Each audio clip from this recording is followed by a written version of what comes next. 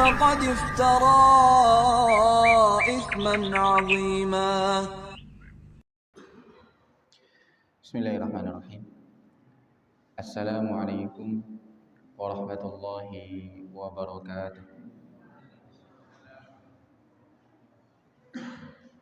Innal hamdalillah nahmaduhu wa nasta'inuhu wa nastaghfiruh wa na'udzu billahi min shururi anfusina wa min sayyiati a'malina. May yahdihillahu fala mudilla lahu wa may yudlilhu fala hadiya lahu. أشهد أن لا إله إلا الله وحده لا شريك له وأشهد أن محمدا عبده ورسوله. اللهم صل وسلم وبارك على عبدك ورسولك نبينا محمد وعلى آله وصحبه أجمعين. أما بعد. Ikhwah sekalian yang semoga selalu dilimpahi karunia oleh Allah Subhanahu wa taala dan juga rahmat serta taufiknya. Alhamdulillah, pada hari ini kita bisa bersua kembali, bertatap muka dalam rangka berzikir di salah satu rumah di antara rumah-rumah Allah Subhanahu wa taala. Semoga Allah Subhanahu wa taala memberikan kepada kita sebagaimana yang telah dijanjikan oleh Nabi Shallallahu Alaihi Wasallam, yaitu tidaklah suatu kaum berkumpul di salah satu rumah di antara rumah-rumah Allah, yang mana mereka membacakan ayat-ayat Allah Subhanahu Wa Taala dan mempelajarinya, kecuali akan turun kepada mereka sakinah, ketenangan, rahmat dari Allah dan kasih sayangnya, dilingkupi oleh malaikat-malaikat yang mereka meletakkan sayap-sayapnya dalam rangka hormat dan ridho terhadap para penuntut ilmu. Lalu Allah Subhanahu wa taala sebut nama-nama kita untuk memuliakan nama-nama kita di hadapan makhluknya yang ada di langit sana. Ikhwah sekalian yang dirahmati Allah Subhanahu wa taala, pada kesempatan hari ini kita akan masuk pada pertanyaan kedua dari malaikat Jibril alaihi salam di saat beliau duduk di hadapan Nabi sallallahu alaihi wasallam ketika Nabi sedang duduk-duduk bersama para sahabatnya. Pertanyaan kedua, malaikat Jibril alaihi salam bertanya, "Ya Muhammad, akhbirni anil iman." Wahai Muhammad, kabarkan aku, jelaskan padaku tentang iman. Maka Nabi sallallahu alaihi wasallam menjawab, "Al-imanu an tu'mina billahi wa malaikatihi wa kutubihi wa rusulihi wal yaumil akhiri wa tu'mina bil qadari khairihi wa syarrihi."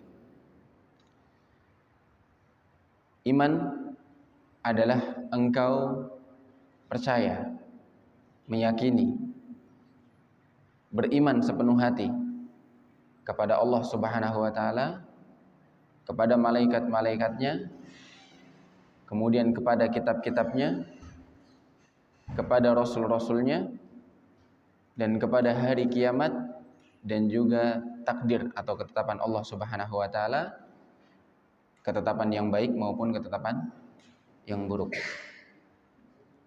Kita masuk pada iman yang pertama,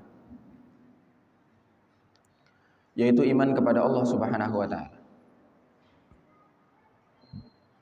Sebelumnya, apa yang dimaksud iman itu, Bapak Ibu?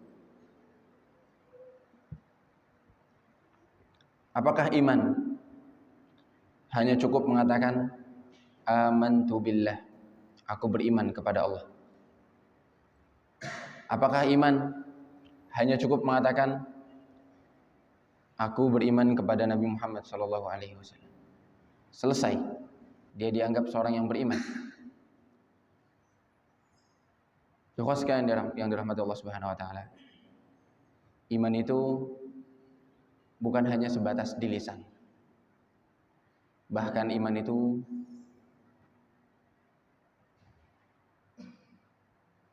sangat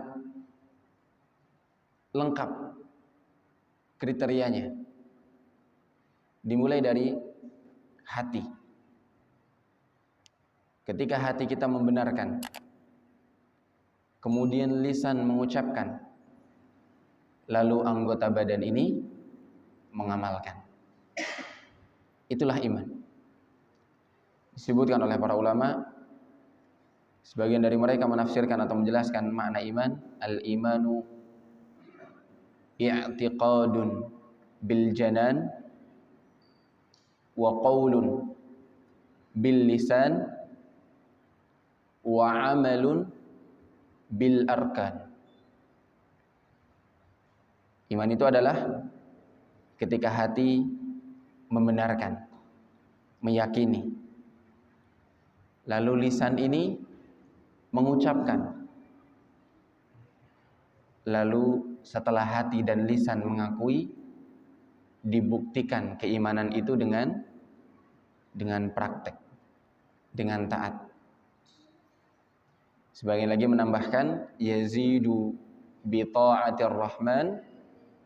Iman itu bisa naik dan bertambah dengan cara kita taat, mendekatkan diri kepada Allah Subhanahu wa taala yang Maha Rahman, Maha Pengasih, lagi Maha Penyayang.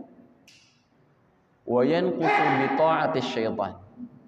Wa yanqusu bi ta'atis syaitan. Iman itu bisa turun, berkurang ketika kita lebih dekat kepada syaitan, lebih mentaati syaitan dan hawa nafsu kita, tidak dekat kepada Allah Subhanahu wa taala. Dari definisi ini, ya, kita yakini bahwasanya iman itu tidak cukup hanya dengan lisan. Karena kalau seandainya hanya dengan lisan, maka bisa saja kita katakan Abu Talib radhiyallahu Abu Talib paman Nabi Shallallahu alaihi wasallam termasuk orang yang beriman. Karena sempat diriwayatkan bahwasanya Abu Talib berkata bahwasanya engkau adalah orang yang benar. Wahai Muhammad, aku percaya kepadamu. Aku yakin kamu benar. Ini yang menjadikan Abu Talib paman Nabi Shallallahu alaihi wasallam mau membela Nabi Shallallahu alaihi wasallam bahkan sampai akhir hayat dia. Sampai akhir hayat dia. Bayangkan, ya,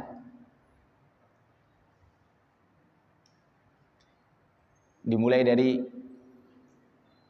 putranya Abu Talib sendiri, Ali bin Abi Thalib, yaitu sepupu Nabi Shallallahu alaihi wasallam. Abu Talib lebih cinta kepada Nabi Muhammad Shallallahu alaihi wasallam, yang mana dia adalah putra dari adiknya Abdullah atau putra dari saudaranya Abdullah, daripada cinta dia kepada Ali bin Abi Thalib. Itu semasa kecil. Sehingga ketika bapaknya wafat, ibunya wafat, siapa yang setelah kakeknya wafat, Abdul Muthalib wafat, siapa yang menanggung? Abu Talib. Ketika berdagang, diajak berdagang, benar-benar dicintai sekali. Bahkan ketika dia, Nabi Muhammad SAW mengumumkan bahwasanya dia adalah Rasulullah SAW, dia adalah utusan Allah, Abu Talib tidak mengingkarinya. Sampai-sampai setiap ada orang yang mau mengganggu Nabi, Abu Talib termasuk orang yang pertama mengusungkan badan dia membela Nabi SAW. Hingga akhirnya ketika orang-orang Arab semuanya, kabilah Quraisy, memboikot Nabi Muhammad SAW, seluruh keluarga Nabi yang tidak beriman maupun yang beriman ikut membela Nabi. Keluarga Hashim, ya, termasuk Abu Talib, dan seterusnya. Itu adalah keluarga Hashim. Hashim kakek Nabi Shallallahu Alaihi Wasallam. Ketika mereka orang-orang Arab, bangsa Arab, termasuk penduduk Mekah, dari kabilah-kabilah yang lain memboikot Nabi Shallallahu Alaihi Wasallam karena mereka sudah lelah mungkin, tidak mampu lagi menghalang-halangi Nabi Shallallahu Alaihi Wasallam dari dakwahnya. Mereka menggunakan cara yang kotor, yaitu memboikot. Dikumpulkan di sebuah syam, sebuah lembah. Di situ pun Abu Thalib masih mau mendampingi Rasulullah Shallallahu Alaihi Wasallam, mau lapar, ikut laparnya Nabi Shallallahu Alaihi Wasallam. Tidak ada yang menjual, tidak ada yang membeli, ya, dan lain sebagainya. Namun alhamdulillah banyak di antara sahabat-sahabat Nabi Shallallahu Alaihi Wasallam yang termasuk beriman di awal-awal waktu. Di antaranya Abu Bakar As-Siddiq radhiyallahu taalaan, walaupun beda kabilah dari Nabi, tapi sama-sama Quraisy, namun tidak termasuk yang diboikot. Abu Bakar mengirimkan bantuannya. Umar bin Khattab radhiyallahu taala mengirimkan bantuan untuk orang-orang ini. Namun Bapak Ibu sekalian dirahmati Allah Subhanahu wa taala, ditutup dengan kisah yang terakhir ketika Abu Thalib berada di atas ranjang kematiannya, mau menutup usianya. Didatangi oleh Nabi Shallallahu Alaihi Wasallam keponakannya sendiri. Ya ammi, wahai pamanku. Apa yang dikatakan oleh Nabi kita? Qul kalimatan uhajju laka biha indallah. Wahai pamanku, ucapkanlah satu kalimat yang dengan satu kalimat ini bisa membuat aku punya pegangan, bisa saya jadikan pegangan di hadapan Allah Subhanahu wa taala untuk membelamu.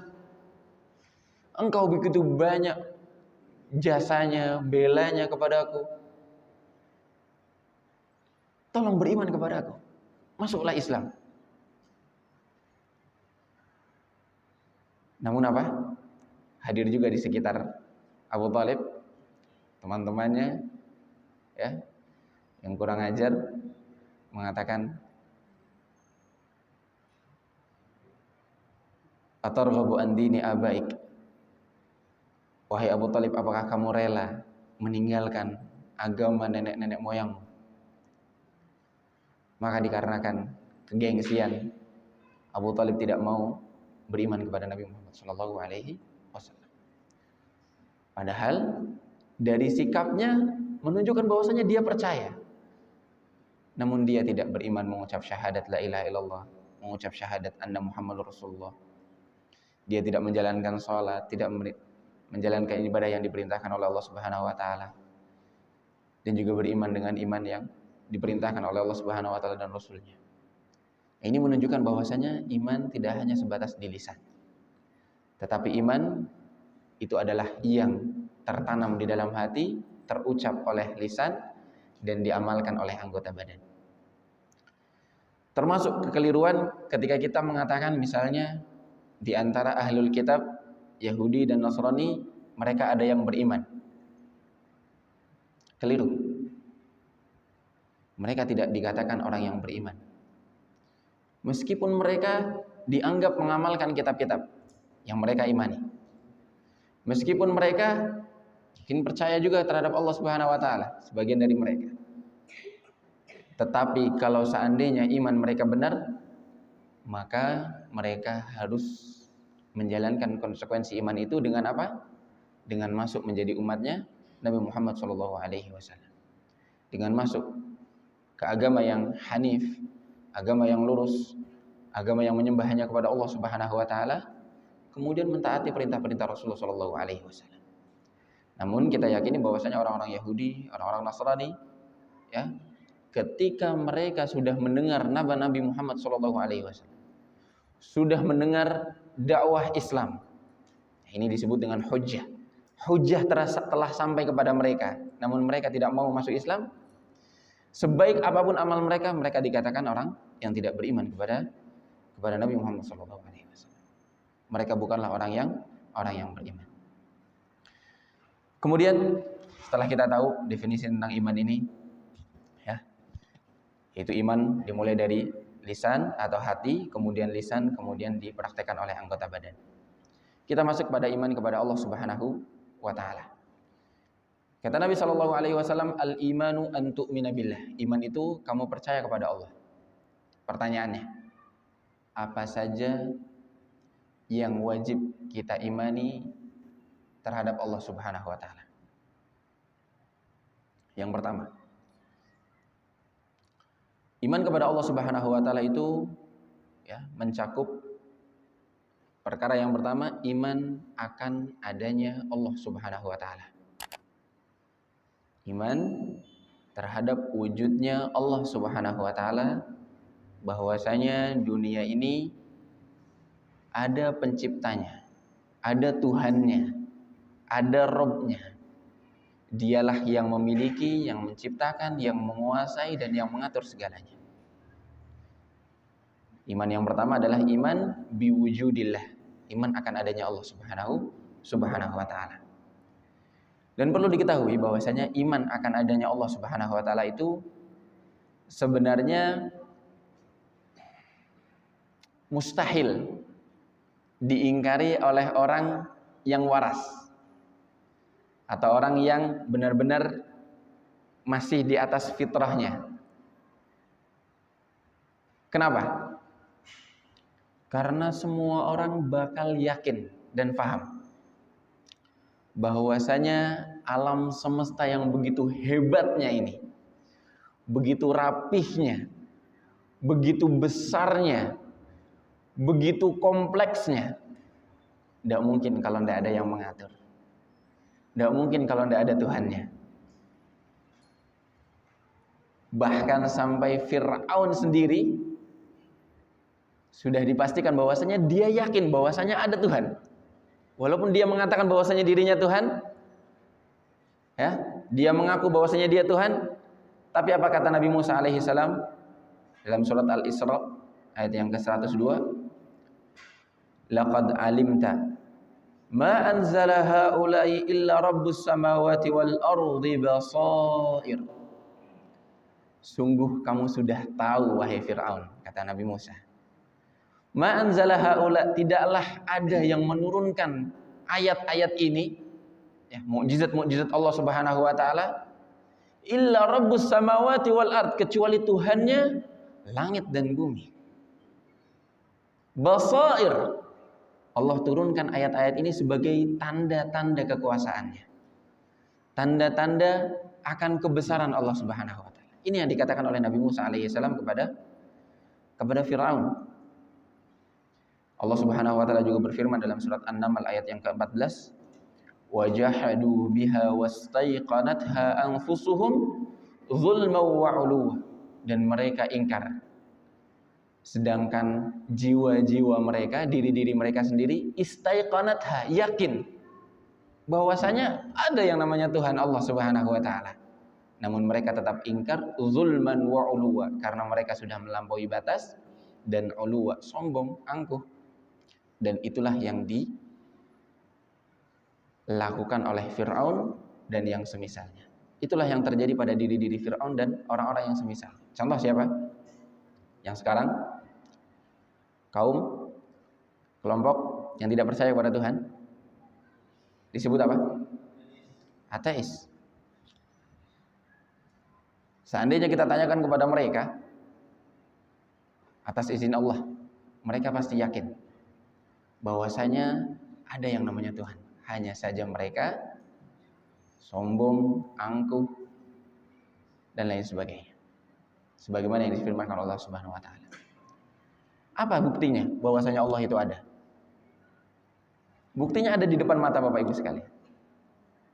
Diri kita, manusia, di antara salah satu makhluk-makhluk Allah Subhanahu wa taala adalah ciptaan yang begitu istimewa. Punya hati, punya akal, punya tangan, mata bisa melihat begitu jelasnya, begitu tajamnya, telinga yang bisa mendengar, yang bisa membangun masjid yang indah seperti ini, yang bisa melakukan berbagai hal dengan kepintarannya masing-masing. Tidak mungkin, tidak ada yang menciptakannya, tidak mungkin, mustahil. Apa kata Allah Subhanahu wa taala? Am khuliqu min ghairi syai'in am humul khaliqun. Apakah mereka diciptakan tanpa seorang pencipta? Am humul khaliqun, ataukah mereka menciptakan diri mereka sendiri? Dua-duanya nggak mungkin. Mereka diciptakan tanpa seorang pencipta atau mereka menciptakan diri sendiri. Am khuliqu min ghairi syai'in am humul khaliqun am khalaqus samawati wal ard bal la yuqinun. Ataukah mereka yang menciptakan langit dan bumi? Bal la yuqinun. Sungguh. Katakan tapi mereka tidak beriman. Mereka sendiri tidak percaya akan ucapan mereka, atau mereka tidak percaya akan adanya Allah Subhanahu wa taala dikarenakan zulman wa uluwa. Ini tertulis dalam surat At-Tur ayat yang ke-35 dan 36. Saya ulangi, am khuliqu min ghairi syai'in am humul khaliqun. Apakah mereka diciptakan tanpa seorang pencipta? Am humul khaliqun, ataukah mereka bisa menciptakan diri mereka sendiri? Am khalaqus samawati wal ard bal la yuqinun. Apakah mereka yang menciptakan langit dan bumi? Bal la yuqinun. Mereka tidak beriman. Yang kedua, di antara tanda-tandanya disebutkan oleh para ulama adalah alam semesta yang begitu luas dan indahnya ini. Ada bumi, ada langit, ada bumi yang berputar, ada matahari yang berputar, ada bintang-bintang, ada planet-planet. Yang kita lihat kalau malam begitu indah, bintang-bintangnya tidak bertabrakan satu sama lain kecuali atas izin Allah Subhanahu wa taala. Ada bulan yang begitu indah dan begitu besar, malam menerangi, matahari siang menerangi. Kira-kira Bapak Ibu, mungkin enggak semua ini tanpa ada yang mengaturnya?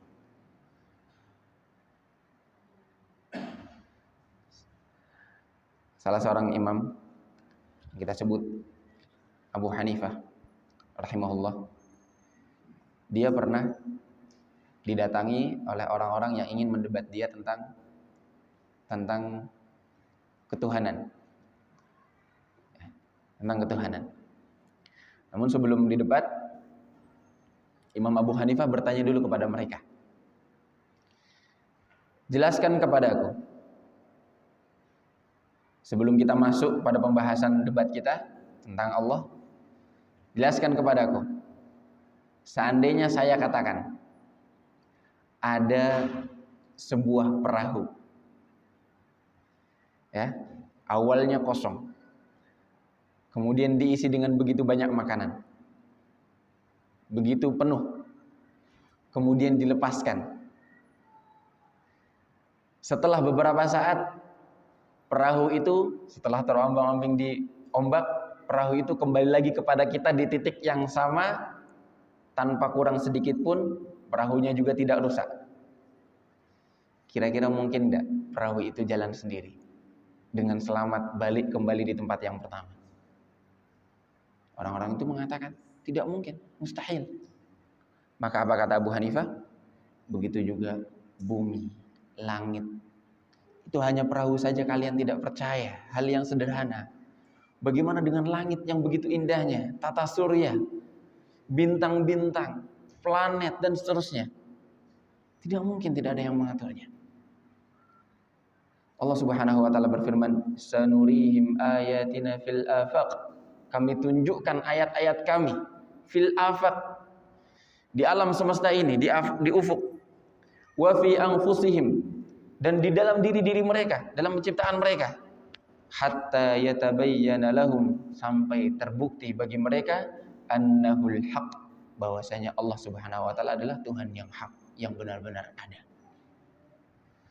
Ada salah seorang sastrawan di zaman Khalifah Harun ar-Rasyid. Kita tahu ada khalifah namanya Harun ar-Rasyid yang dikenal akan kesolihannya, ibadahnya dan keadilannya. Di antara orang yang tinggal di masa beliau ada namanya Al-Asma'i. Al-Asma'i ini pernah bertanya kepada seorang Arab Badui. Istilahnya bahasa Arabnya Arabi.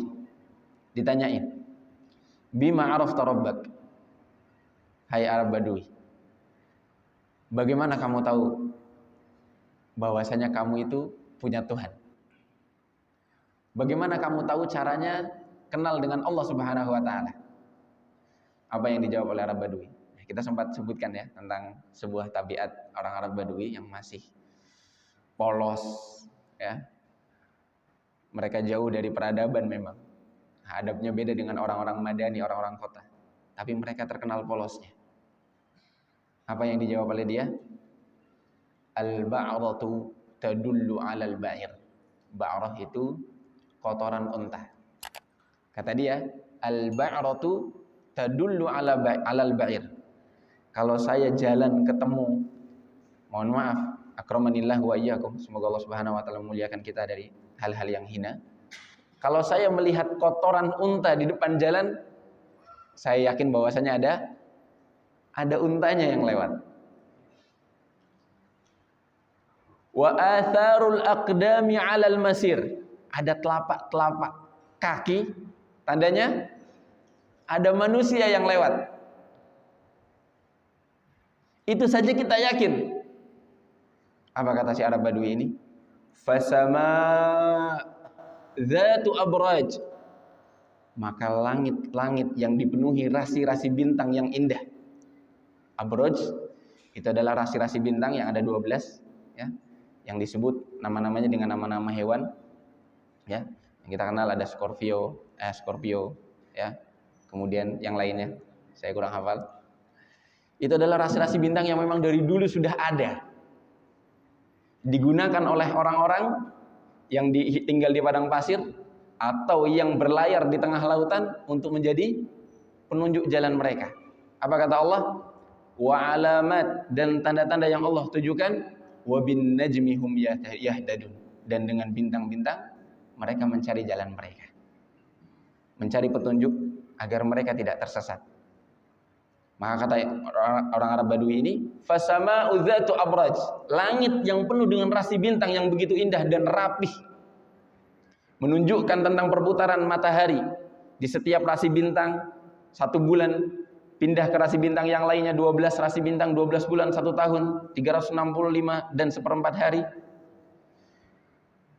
Wa ardun dzatu fijaj, dan bumi yang memiliki jalan-jalan tengah di antara 2 lembah, yang memiliki jalan-jalannya yang bisa dilalui oleh manusia. Ala tadullu 'alal latifil khabir.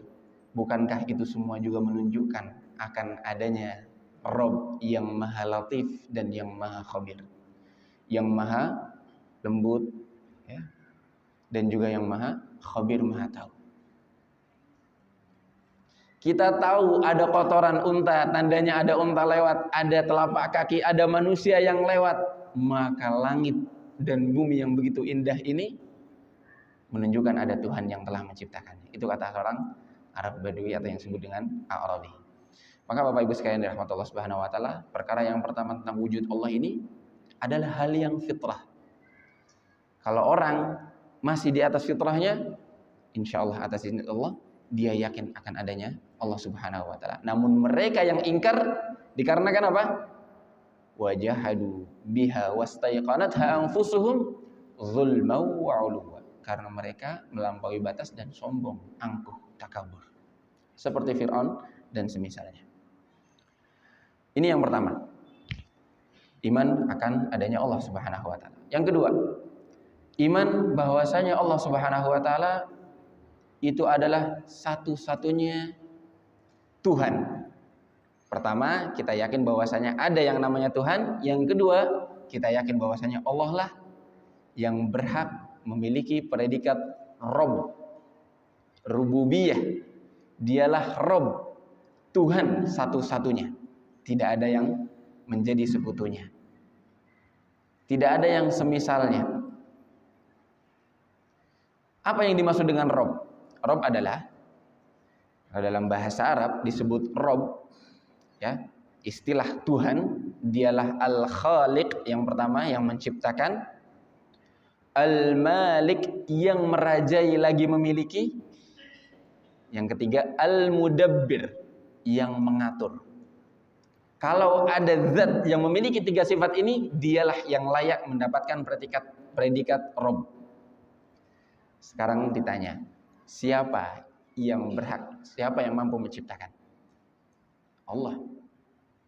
Siapa yang memiliki alam semesta ini? Allah.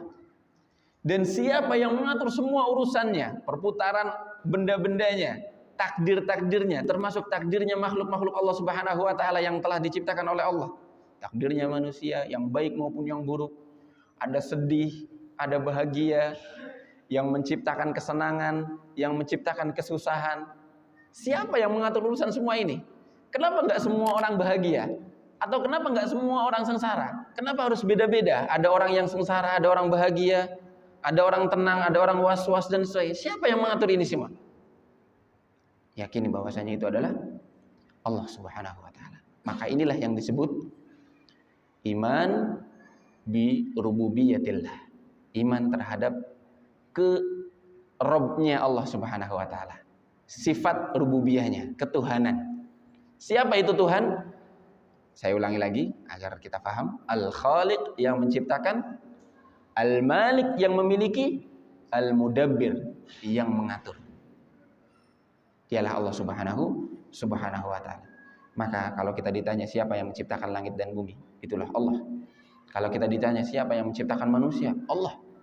Siapa yang memiliki dan mengatur langit dan bumi dan seisinya, Allah Azza wa Jalla.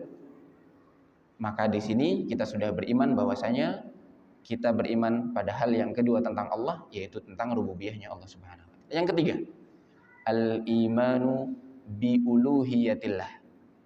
Iman akan berhaknya Allah Subhanahu wa taala untuk diibadahi.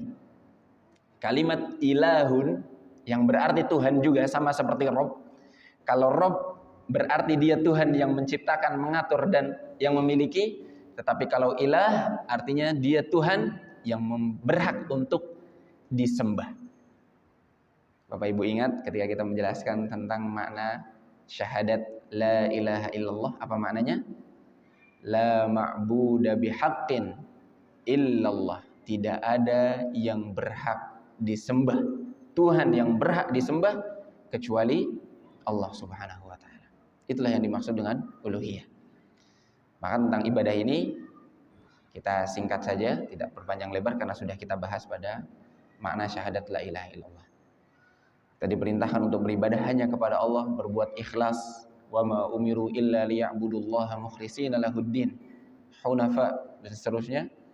Dan juga banyak dalil-dalil yang lain yang menunjukkan bahwasanya kita harus beribadah hanya kepada Allah Subhanahu wa taala. Dan yang terakhir, yang keempat, yang pertama tadi apa?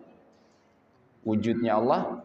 Yang kedua, rububiyahnya Allah, ketuhanannya Allah. Yang ketiga, uluhiyah, ya, ibadah hanya pada Allah Subhanahu wa taala. Yang keempat, al-imanu bil asma was sifat. Iman bahwasanya Allah Subhanahu wa taala memiliki nama-nama yang indah, nama-nama yang begitu cantik, begitu mulia, dan memiliki sifat-sifat yang begitu suci. Allah Subhanahu wa taala memiliki nama-nama dan sifat-sifat yang begitu mulia. Bagaimana kita cara mengimaninya? Kita sadar betul bahwasanya Allah memiliki nama-nama. Dalam Al-Qur'an sering disebutkan, innallaha ghafurur rahim. Bismillahirrahmanirrahim. Ar-Rahman Ar-Rahim. Al-Malik, Al-Quddus, As-Salam, Al-Mu'min, Al-Muhaimin, Al-Aziz, Al-Jabbar, Al-Mutakabbir, Al-Khaliqul Bari'ul Musawwir, Al-Ghaffar, Al-Qahhar, Al-Wahhab, Ar-Razzaq, Al-Fattah, Al-Alim, Al-Qabid, Al-Basit dan seterusnya. Itu adalah nama-nama Allah Subhanahu wa taala yang indah. Lalu bagaimana kita mengimani nama-nama dan sifat-sifat ini? Disebutkan oleh para ulama, cara mengimani yang paling benar dan sederhana adalah kita beriman dengan nama-nama dan sifat itu seadanya sebagaimana disebutkan oleh Allah Subhanahu wa taala dan Rasulnya di dalam Al-Qur'an dan Sunnah. Beriman seadanya dengan makna yang hakiki, dengan cara yang sesuai dengan kemuliaan Allah Subhanahu wa taala. Tanpa meniadakannya, tanpa menyamanyamakannya, menyerupakannya, atau tanpa menanyakan bagaimana-bagaimananya. Itulah keimanan yang benar terhadap nama-nama dan sifat-sifat Allah Subhanahu wa taala. Kita Kita sebutkan beberapa contoh. Allah Subhanahu wa taala berfirman, Ar-Rahmanu 'alal arsy istawa. Allah Subhanahu wa taala yang Maha Rahman beristiwa di atas arsy-Nya. Maka bagaimana kita mengimani istiwa ini? Apakah kita selewengkan maknanya sebagaimana yang dilakukan oleh sebagian orang? Ya. Yang keliru mengatakan istawa bimakna istaula. Istawa itu artinya menguasai, istaula. Mereka beranggapan bahwasanya istawa ini bukan makna yang sesungguhnya bahwasanya Allah di atas arsy, tetapi menguasai arsy itu. Maka ini salah satu cara mengimani atau mensikapi sifat-sifat Allah Subhanahu wa taala yang ada di dalam dalil-dalil yang sahih dengan cara yang keliru. Cara yang benar bagaimana? Kita imani seadanya. Allah katakan beristiwa di atas arsy, kita imani beristiwa di atas arsy. Bagaimana cara mengimaninya? Dengan sesuai kemuliaan dan kesucian Allah Subhanahu wa taala. Tanpa memiliki aib, tanpa memiliki kekurangan. Caranya bagaimana? Tanpa menyama-nyamakannya dengan sifat makhluk, tanpa menyerupakannya, tanpa meniadakannya, atau tanpa bertanya bagaimana bentuknya. Dari mana kita dapati kaidah ini? Kita dapati kaidah ini dari generasi pertama kaum muslimin, para sahabat Nabi SAW.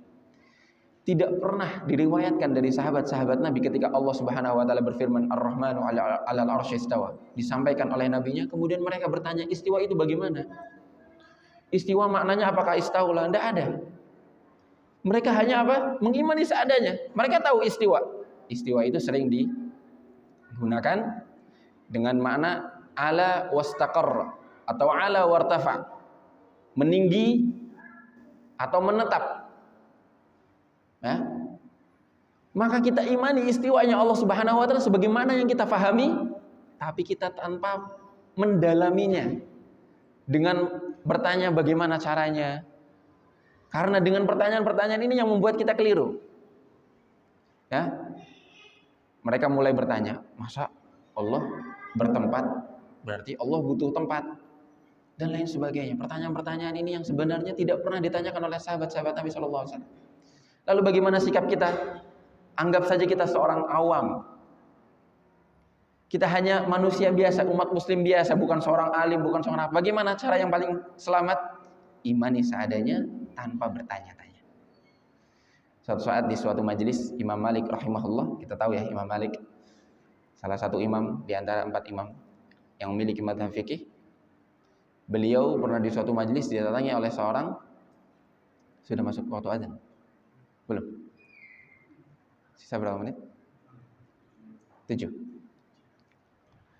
Ada yang bertanya kepada Imam Malik rahimahullah,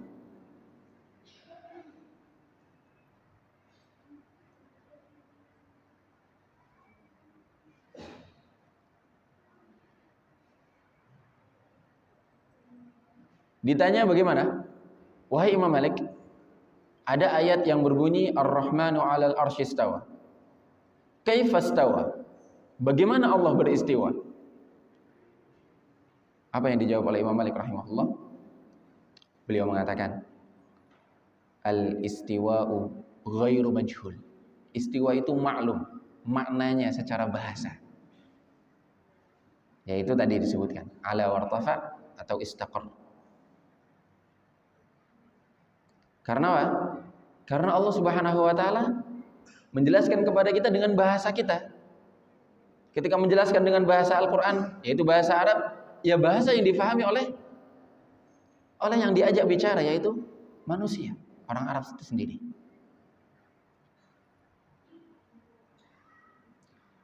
Wal kaifu ghairu ma'qul. Kaifnya, apa artinya kaif? Kaifa haluk? Bagaimana kabarmu?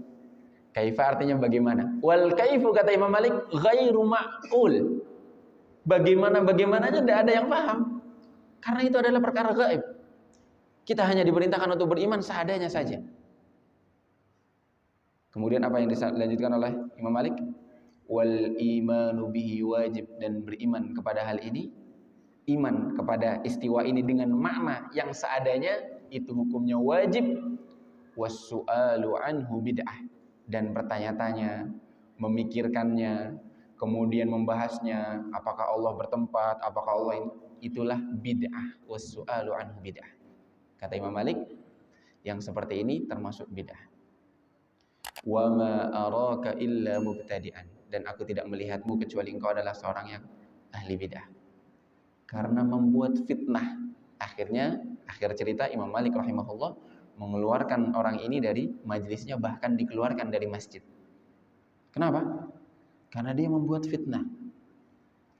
Dari zaman sahabat sampai zamannya Imam Malik rahimahullah, itu tidak ada yang bertanya-tanya. Mereka hanya ketika disampaikan sami'na wa ata'na, kami mendengar, udah taat, imani. Amantu billahi rabba wa bil islami dina wa bi Muhammadin nabiyya wa rasulah. Udah, mereka hanya disampaikan mengatakan aku beriman kepada Allah Subhanahu wa taala sebagai Tuhanku, dan berikut firman-firmannya dan sifat-sifatnya. Aku beriman kepada Islam ini sebagai agamaku. Aku beriman kepada Muhammad sebagai nabi dan rasulku. Itulah yang dimaksud dengan beriman kepada asma dan sifat Allah Subhanahu wa taala. Bapak Ibu sekalian dirahmati Allah Subhanahu wa taala. Contoh yang lain. Ketika disebutkan misalnya Allah Subhanahu wa taala berfirman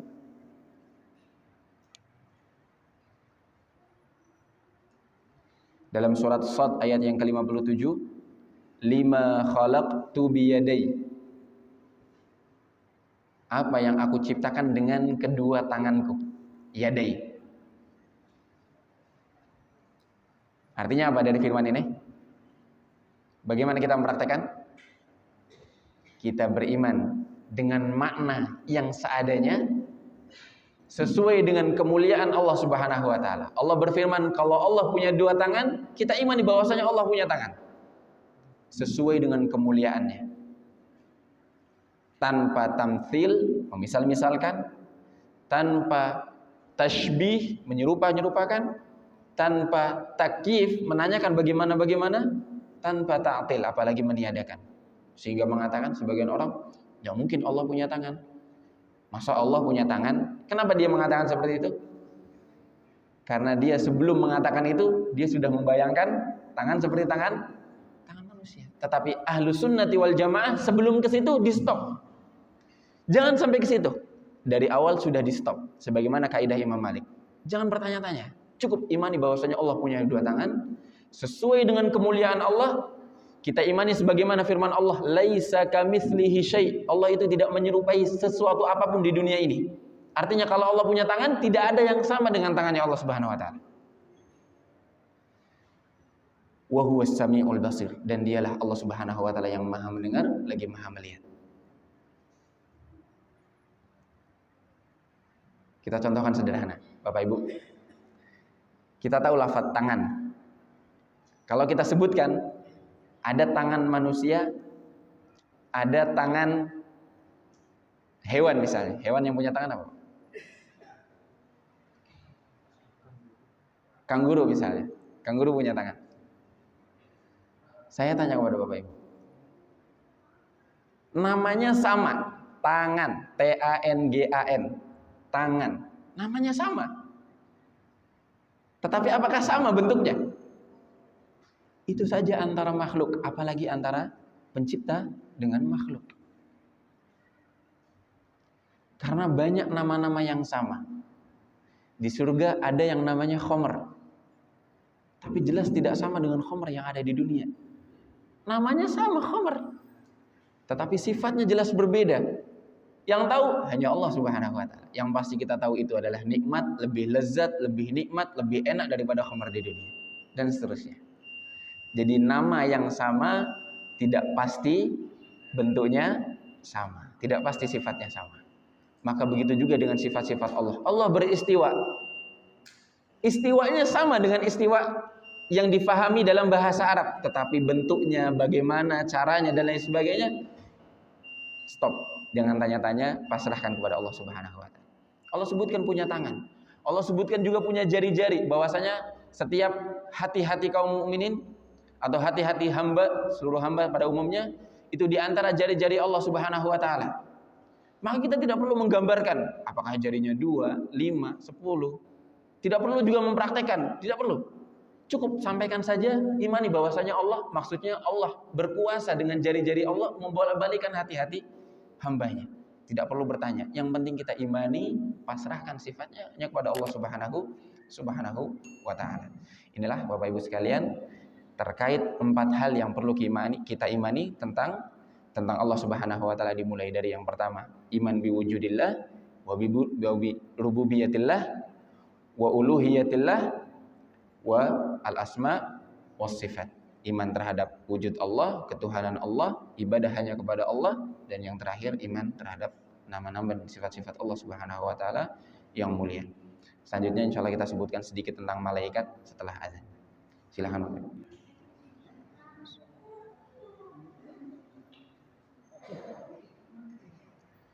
Ikhwas sekalian yang dirahmati Allah Subhanahu wa taala. Sebelum kita masuk pada bab malaikat secara singkat, perlu diperhatikan bahwasanya bab asma dan sifat, ya, iman kepada nama-nama dan sifat-sifat Allah Subhanahu wa taala ini adalah perkara yang sangat besar sekali.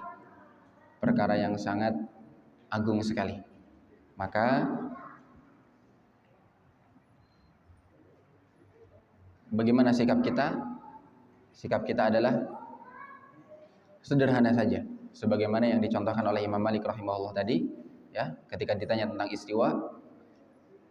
Pertama, kita fahami secara bahasa, yang menjawab al-istiwa ma'lum secara bahasa, wal kaifu majhul, bagaimana-bagaimananya tidak diketahui, wal imanu bihi wajib, dan beriman kepadanya wajib seadanya, was su'alu anhu bid'ah, dan bertanya-tanya inilah yang menjadi dia jatuh terhadap suatu penyelewengan atau kekeliruan yang dianggap bid'ah.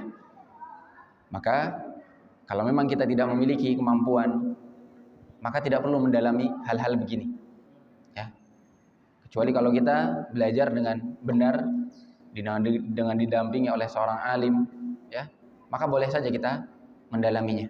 Tapi kalau misalnya kita sudah aman-aman saja, tidak terkena syubhat, contoh ketika kita tahu bahwasanya Allah itu ada di atas, kita yakin bahwasanya Allah ada di atas, Allah ada di atas langit. Bahkan itu sudah dari fitrah, dari zaman dahulu. Ya, setiap kita mau berdoa, kita menengadah kemana? Menengadah ke langit. Mengangkat tangan ke arah kemana? Mengangkat ke langit. Ketika kita mengatakan Allah, kita selalu menunjuk tangan ke langit. Itu adalah fitrah. Maka berarti kita sudah aman. Beriman sesuai dengan dalil. Nah, tidak perlu mendalaminya, apalagi membuat kita jatuh pada suatu kekeliruan karena syubhat-syubhat, ya, yang memang tidak kita mampu untuk memahaminya. Maka cukup kita beriman seadanya. Jangan sampai kita tergelincir dalam hal-hal yang tidak baik. Kemudian Bapak Ibu sekalian dirahmati Allah Subhanahu wa taala, yang kedua, sebagaimana janji kami bahwasanya hari ini akan dibahas tentang malaikat, namun cukup singkat saja. Malaikat, ya, sebagaimana Nabi SAW menjawab, wa malaikatihi, dan kamu beriman terhadap malaikat-malaikatnya. Yang pertama, kita ketahui bahwasanya malaikat adalah salah satu makhluk Allah Subhanahu wa taala. Itu yang pertama. Malaikat adalah salah satu makhluk Allah Subhanahu wa taala. Dan makhluk Allah itu ada 2 macam. Ya. Ada yang masuk pada alam ghaibi, alam gaib. Ada yang masuk kriteria alam mahsus. Alam yang bisa kita rasa, lihat, ketahui dengan panca indera kita yang 5. Kalau alam mahsus, ya iman kepada Rasul, kitab-kitab, manusia, ya, bumi, langit, ini namanya mahsus, bisa kita rasa dengan panca indera. Namun di antara makhluk-makhluk Allah ada yang masuk pada alam gaib. Di antaranya adalah malaikat dan juga jin dan lain sebagainya. Mereka adalah alam gaib, namun kita diperintahkan untuk mengimaninya sebagaimana di dalam hadis-hadis Nabi SAW dan firman-firman Allah Subhanahu wa taala.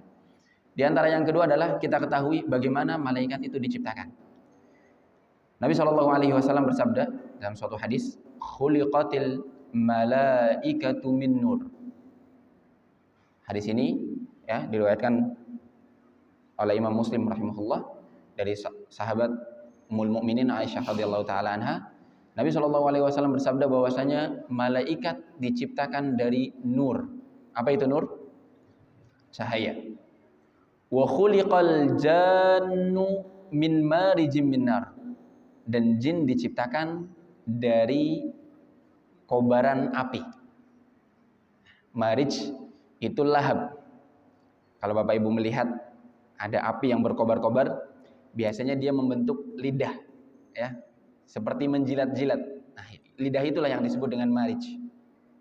Ya, api yang bercampur warnanya, ada yang merah, kuning, hijau, bahkan ada yang gelap dan lain sebagainya, itu namanya marij. Jin diciptakan dari itu, dari api itu. Lalu malaikat diciptakan dari nur, cahaya. Wa khuliqa Adam mimma wusifa lakum. Dan Adam diciptakan sesuai dengan yang kalian ketahui di dalam Al-Quran, bahwasanya Adam diciptakan dari tanah liat, ya, pasir yang dicampur dengan air kemudian berubah menjadi tanah liat yang biasa digunakan orang untuk membuat tembikar dan lain sebagainya. Kemudian dari tanah liat itu dibentuklah Nabi Adam alaihi salam. Itulah yang dimaksud dengan penciptaan makhluk-makhluk Allah Subhanahu wa taala. Jadi kita percaya bahwasanya malaikat diciptakan dari cahaya. Makanya malaikat adalah makhluk yang isinya hanya taat saja. Ya, baik terus, positif terus. Ya, malaikat itu tidak ada yang pernah membangkang karena dia diciptakan dari cahaya. Dan cahaya kita tahu, namun cahaya yang diciptakan untuk malaikat, wallahu a'lam bagaimana bentuknya. Namun kita tahu, nur itu cahaya yang bisa kita tahu, cahaya lampu, cahaya matahari dan lain sebagainya. Jin diciptakan dari marij minan nar, kobaran api tadi. Makanya jin, ya, kebanyakan sifatnya buruk, ya, isinya membangkang, angku, ceroboh, sembrono, itu jin. Tapi dia makhluk yang sama seperti kita. Jin ini mukallaf, ya, diberikan taklif, dibebani untuk beriman dan beramal soleh, sama seperti kita manusia. Nah, ini salah satu hal yang perlu kita imani tentang malaikat. Yang ketiga, bagaimana kita beriman terhadap malaikat? Yang pertama, kita beriman bahwasanya malaikat itu punya nama-nama khusus. Di antaranya adalah malaikat yang paling mulia, malaikat Jibril alaihi salam. Dialah pembawa wahyu. Dan juga malaikat yang punya nama-nama yang lain seperti malaikat Mikail, ya, seperti malaikat Israfil. Dan malaikat-malaikat yang lain yang disebutkan namanya oleh Nabi SAW. Kita beriman bahwasanya mereka punya nama. Yang kedua, selain kita beriman nama-nama mereka, kita beriman juga pada tugas-tugas mereka. Ya. Ada malaikat yang diperintahkan untuk menyampaikan wahyu dari langit. Ya. Ada malaikat yang diperintahkan untuk menurunkan hujan, mengatur hujan, ya, menumbuhkan tumbuhan seperti Mikail. Ada malaikat yang diperintahkan untuk meniup sangkakala seperti malaikat Israfil dan lain sebagainya. Nah, inilah bentuk kita beriman. Dan malaikat ini banyak sekali macam-macamnya. Ada yang malaikat tugasnya hanya mondar-mandir dari langit ke bumi, jalan-jalan nyari majelis zikir. Kalau ada majelis mereka duduk, selesai majelis mereka pulang. Ada malaikat yang kerjaannya bolak-balik shift-shiftan, datang maghrib pulang subuh. Shift yang kedua datang subuh balik, datang asar pulang subuh. Shift yang kedua datang subuh balik asar. Sebutkan dalam hadis Nabi SAW yang sahih. Ada malaikat yang kerjaannya mencatat amal-amal kita, ucapan kita. Allah Subhanahu wa taala berfirman, "Ma yalfidhu min qaulin illa ladaihi raqibun atid." Tidaklah manusia itu mengucap satu ucapan kecuali di sisinya ada raqib atid. Raqib atid ini ada yang mengatakan nama malaikat itu sendiri, namun yang benar wallahu taala alam, raqib atid adalah sifat dari malaikat yang ada di sekitar kita, yang mencatat amal kita. Raqib yang selalu mengawasi, atid yang selalu hadir. Dan juga malaikat-malaikat yang lain yang disebutkan. Ada malaikat yang kerjanya hanya memanggul arsy-Nya Allah Subhanahu wa taala. Ada malaikat yang kerjanya hanya bolak-balik masuk surga dan lain sebagainya. Disebutkan dalam hadis-hadis dan firman-firman Allah Subhanahu wa taala, dan kita imani nama-nama yang ada dan tugas-tugas yang ada sesuai dengan malaikat-malaikat itu. Wallahu taala alam bishawab. Bapak Ibu sekalian dirahmati Allah Subhanahu wa taala, inilah singkat tentang malaikat dan juga tentang iman kepada Allah Subhanahu wa taala. Semoga bermanfaat. Saya mohon maaf apabila ada kata-kata yang kurang berkenan. Ya, yang baik dan benar datangnya dari Allah Subhanahu wa taala, dan yang salah dari saya pribadi dan dari syaitan. Kita mohon ampun kepada Allah, sekaligus berdoa menutup majelis kita dengan doa yang mulia, doa kafaratul majelis. Subhanakallahumma wa bihamdik, asyhadu an la ilaha illa anta, astaghfiruka wa atubu ilaik. Terima kasih. Assalamualaikum warahmatullahi wabarakatuh. الله فقد افترى إثما عظيما.